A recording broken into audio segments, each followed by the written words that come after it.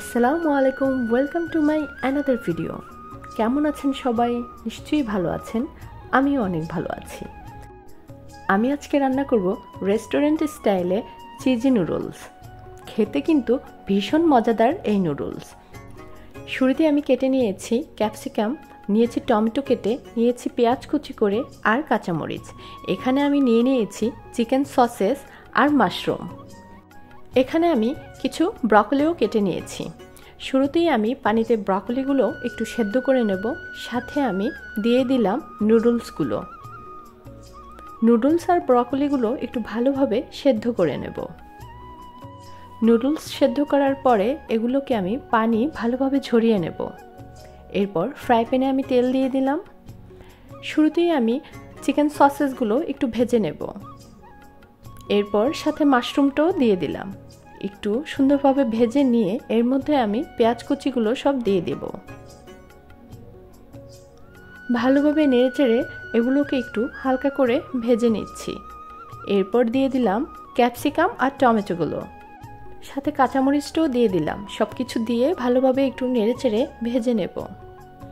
আসলে এগুলোকে কিন্তু আমি হালকা আঁচেই ভেজে নিচ্ছি। এরপর দিয়ে দিলাম কালো গোলমরিচের গুঁড়ো, স্বাদমতো লবণ। লবণটা একটু কম দিয়েছি কারণ আমি সয়া সস ব্যবহার করব।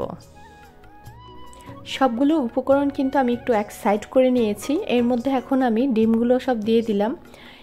আমি এর মধ্যে দিয়ে দিলাম নুডলসের ভেতরে যে মশলাটা থাকে সেটা।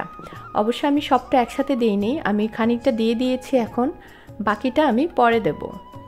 সব কিছু দিয়ে ভালোভাবে নেড়েচেড়ে দিলাম। এরপর দিয়ে দিলাম ওয়েস্টার সস।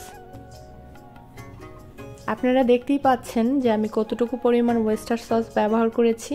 এরপর আমি সেদ্ধ করে রাখা নুডলসগুলো এর মধ্যে দিয়ে দেব। চুলার আঁচটা কিন্তু আমি এখন একেবারেই কমিয়ে দিয়েছি, কারণ সব কিছু ভালোভাবে মিক্সড করতে হবে। এরপর আমি দিয়ে দিলাম সয়া সস। এখন আমি বাকি নুডলসের মশলাটাও দিয়ে দিলাম। সব কিছু দিয়ে ভালোভাবে মিক্সড করতে হবে। সব কিছু ভালোভাবে মিক্সড করার পরে এখন আমি চিজগুলো সব দিয়ে দেব।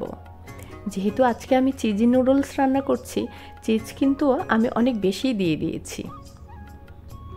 দেখতেই পাচ্ছেন চিজটা আমি দিয়ে দিলাম। এরপর আমি ঢাকনা দিয়ে কিছুক্ষণ রেখে দেব।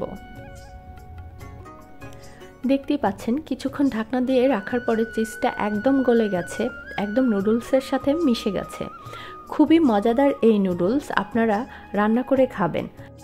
তৈরি হয়ে গেল রেস্টুরেন্ট স্টাইলে চিজি নুডলস। আপনারা বাসায় করে খাবেন, নিশ্চয়ই মজাদার একটা রেসিপি। আমার ভিডিওগুলো যদি আপনাদের ভালো লেগে থাকে তাহলে আমাকে অবশ্যই বেশি বেশি সাপোর্ট করবেন।